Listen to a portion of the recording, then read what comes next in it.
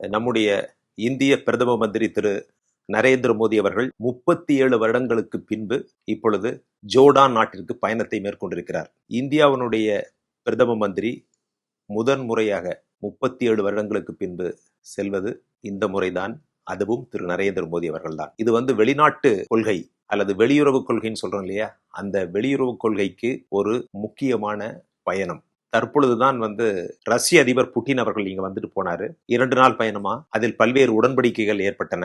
அதுல வர்த்தகம், வேலைவாய்ப்பு, இப்படி பல்வேறு ஒப்பந்தங்கள் கையெழுத்திடப்பட்டன. அதுல முக்கியமாக பாதுகாப்பு ஒப்பந்தம் தான் அதுல மிகவும் முக்கியமான அம்சம். அப்படிப்பட்ட ஒரு சூழ்நிலையில இப்பொழுது மேற்கு ஆசிய நாடுகளுடைய முக்கிய நாடு ஜோர்டான், அதற்கு பயணம் செய்திருக்கிறார். இது அமெரிக்கா மற்றும் பாகிஸ்தானால் உன்னிப்பாக கவனிக்கப்பட்டு வருகின்றன. ஏனென்று சொன்னால் ஜோர்டான் மேற்கு ஆசியாவில் ஒரு முக்கியமான நாடு. அமெரிக்காவிலிருந்து சொன்னோம்னு சொன்னா இதை வெஸ்ட் ஏசியா அல்லது மிடில் ஈஸ்ட்னு சொல்லுவாங்க. அந்த டைரக்ஷன் பார்த்தா இது மத்திய கிழக்கு நாடு.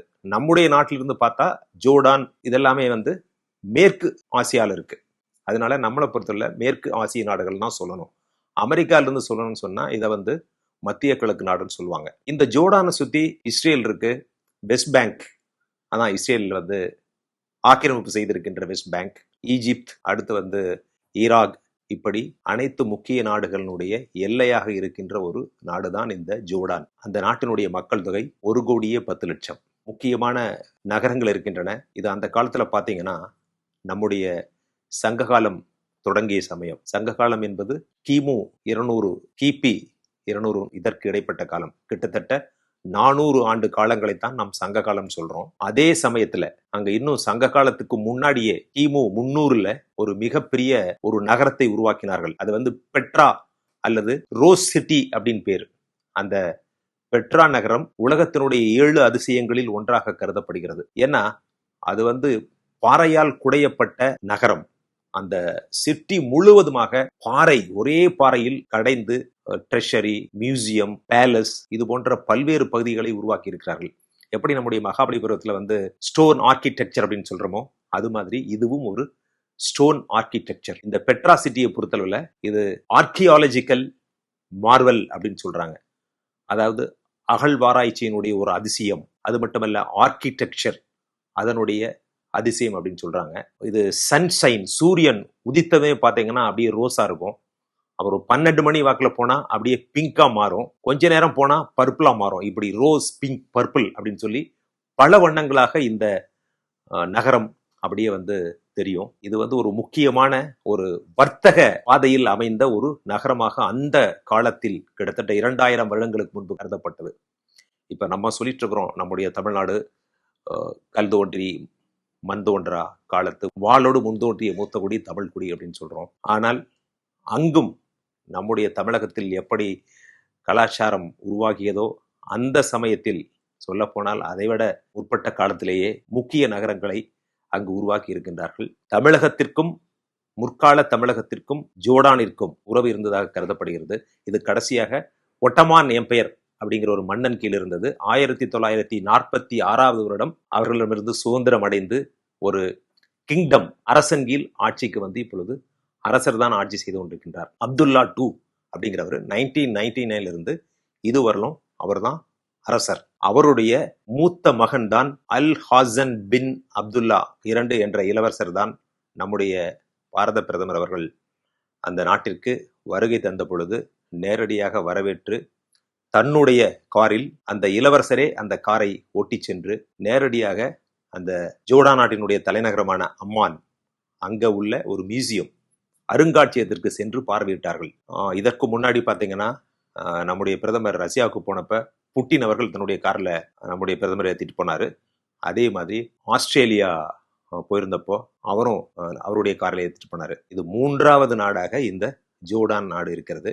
இதுல என்னன்னா, மற்ற நாடுகளுக்கும் இதுக்கும் என்ன வித்தியாசம் கேட்டீங்கன்னா, மற்ற நாடுகள்ல டிரைவர்ஸ் இருந்தாங்க. இதுல அந்த இளவரசரே டிரைவராக இருந்து நம்முடைய பிரதம மந்திரியை கூட்டி சென்றது. இது ஒரு கார் டிப்ளமசி அப்படின்னு சொல்றாங்க எல்லாருமே. இப்போ இந்த பயணத்தில் என்னென்ன முக்கியமான விஷயங்கள் நடைபெற்றிருக்கின்றன உங்களுக்கு எல்லாமே தெரியும். ஏற்கனவே நான் சொல்லியிருக்கேன், பிரைம் மினிஸ்டருடைய செக்யூரிட்டி வெளிநாட்டுக்கு போறப்ப எப்படி இருக்குன்ட்டு. நம்முடைய எஸ்பிஜி, அம்மான் நகரத்தில் இருக்கிற இன்டெலிஜென்ஸ் ஏஜென்சி, ஜோர்டான் நாட்டினுடைய national intelligence agency, police, security forces இவர்களெல்லாம் வந்து கொலாபரேட், கோஆர்டினேட்லாம் பண்ணி ஒரு மிக பிரமாதமான ஒரு பாதுகாப்பை அவர்கள் அமைத்து நம்முடைய பாரத பிரதமரை அவர்கள் வரவேற்றார்கள். இந்த நிலைமையில அவர்கள் ஒரு முக்கிய உடன்பாட்டை ஏற்படுத்தி இருக்கிறார்கள். அது என்னன்னா, கிட்டத்தட்ட 42,000 கோடி ரூபாய் வர்த்தகத்திற்கு ஒரு உடன்படிக்கை ஏற்பட்டிருக்கிறது. அடுத்த 5 வருடங்களில் இந்த 42,000 கோடி ரூபாய் மதிப்புள்ள வர்த்தகங்கள் இரு நாட்டுக்கிடையே ஏற்படும். அதுதான் இதனுடைய முக்கியமான அம்சம். அது மட்டுமல்ல, பாதுகாப்பு மற்றும் மிடில் ஈஸ்ட் அல்லது வெஸ்ட் ஏசியான்னு சொல்றோம் இல்லையா, அந்த மேற்கு ஆசிய நாடுகளில் நடைபெறுகின்ற இப்பொழுது பிரச்சனை, இஸ்ரேல் வெர்சஸ் ஹமாஸ், இது போன்ற பிரச்சனைகளை எப்படி கையாளுவது அப்படிங்கிற ஒரு ராஜதந்திரத்தையும் நம்முடைய பிரதம மந்திரி அவர்கள் அங்கு விவாதித்திருக்கின்றார். இது ஒரு அரசியல் ராஜதந்திரம் என்றே கருதப்படுகிறது. நம்முடைய பாரத பிரதமர் திரு நரேந்திர மோடி அவர்களை இஸ்ரேலுக்கு ஆதரவு தருவராகத்தான் ஒரு சில நாடுகள் பார்க்கின்றன. ஆனால் நம்முடைய வெளியுறவு கொள்கை ராஜதந்திரத்தின் சாணக்கியத்தின்படி நம்முடைய பிரதமர் இந்த ஜோர்டான், சவுதி அரேபியா, இது போன்ற அரேபிய நாடுகளுக்கும் சென்று அங்கு நம்முடைய இரு நாட்டினுடைய உறவையும் வலுப்படுத்துகின்ற ஒரு செயலை மேற்கொண்டிருக்கின்றார். இது வெளிநாட்டு கொள்கைக்கு ஒரு முக்கியமான அம்சமாக பார்க்கப்படுகின்றது. ஏன்னா இப்பொழுது அமெரிக்கா நம் மீது டாரிஃபை, அதாவது வரியை விதித்திருக்கிறது. ரஷ்யாவுக்கும் நமக்கும் ஒரு நல்ல நட்பு இருக்கக்கூடாது அப்படின்னு சொல்லி ஒரு திங்கிங், ஒரு தாட் ப்ராசஸ் இருப்பதாக சொல்லப்படுகிறது. ஆனால் நடைமுறையில் நம்ம எப்பொழுதுமே வந்து ஒரு அணிசேரா கொள்கையை தான் ஒரு கடைபிடித்துக் கொண்டிருக்கிறோம். ரஷ்யாவையும் பேலன்ஸ் பண்ணணும், அதே சமயத்தில் வெஸ்டர்ன் கண்ட்ரீஸையும் பேலன்ஸ் பண்ணணும். அப்புறம் இந்த மாதிரி அரேபிய நாடுகளான இந்த மேற்கு ஆசிய நாடுகளையும் பேலன்ஸ் பண்ணக்கூடிய ஒரு வெளியுறவு கொள்கையை தான் நம்ம மேற்கொண்டிருக்கிறோம். அது இல்லாமல் உங்களுக்கு எல்லாம் தெரியும், பிரிக்ஸ் அப்படிங்கிற ஒரு அமைப்பு. அந்த பிரிக்ஸ்ல பார்த்தீங்கன்னா Brazil, Russia, India, China, south Africa இவர்களெல்லாம் ஒன்று சேர்ந்து ஒரு அமைப்பை வைத்திருக்கிறார்கள். இதை வந்து ஒரு மிகப்பெரிய ஒரு அச்சுறுத்தலாக குறிப்பிடும்படியாக அமெரிக்கா நினைக்கின்றது. எப்படி அமெரிக்கன் டாலரை மாற்றி இந்த பிரிக்ஸ் கண்ட்ரிகள் வேறு ஒரு கரன்சியை வைத்து விடுவார்கள் என்ற ஒரு அச்சம் இருக்கிறது. இப்படி பல்வேறு நாடுகளும் பல்வேறு வெளிநாட்டு கொள்கைகளை கொண்டிருக்கிறது.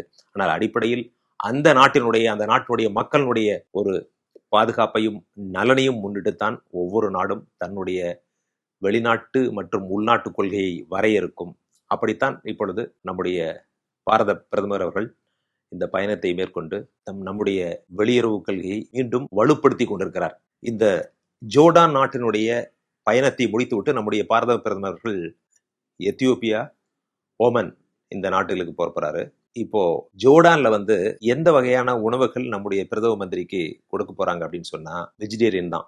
நீங்க ஜோர்டானாலேயுமே தெரியும், அரேப் கண்ட்ரீஸ்ல வந்து உங்களுக்கு வந்து நான்வெஜ் தான் ரொம்பவும் பிரசித்தி பெற்ற உணவு. இந்த பண்டி பிரியாணி அப்படிங்கிறது ஏமன் நாட்டினுடைய ஒரு உணவு. அது வந்து இப்பொழுது நம்முடைய சென்னையிலும் பிரபலமாக இருக்கிறது. அப்படிப்பட்ட நிலைமையில் அங்க வந்து பனீர் மற்றும் சப்பாத்தி, ரைஸ் இது போன்ற உணவுகளைத்தான் நம்முடைய பிரதமர் அவர்களுக்கு அளிக்கப்படும் என்பது தெரிகிறது. இதுல வந்து பாத்தீங்கன்னா இந்த ஃபுட்டையும் ஃபுட் டெஸ்டிங் அஃபீஷியல்ஸ்லாம் இருக்கிறாங்க, அதை டெஸ்ட் பண்ணணும், அப்புறம் டேஸ்ட் பண்ணணும். டெஸ்டர்ஸ் அண்ட் டேஸ்டர்ஸ் இந்த 2 பேருமே பிரதமர் பயணத்தின் போது உடன் இருப்பார்கள். எத்தியோப்பியா, ஓமன் இந்த நாடுகள்ல பாத்தீங்கன்னா அங்க இருக்கிற செக்யூரிட்டி ஏஜென்சிஸ், செக்யூரிட்டி ஃபோர்ஸஸ் எல்லாம் வந்து ஜோர்டான் மாதிரி ஸ்ட்ராங்கா இருக்க மாட்டாங்க.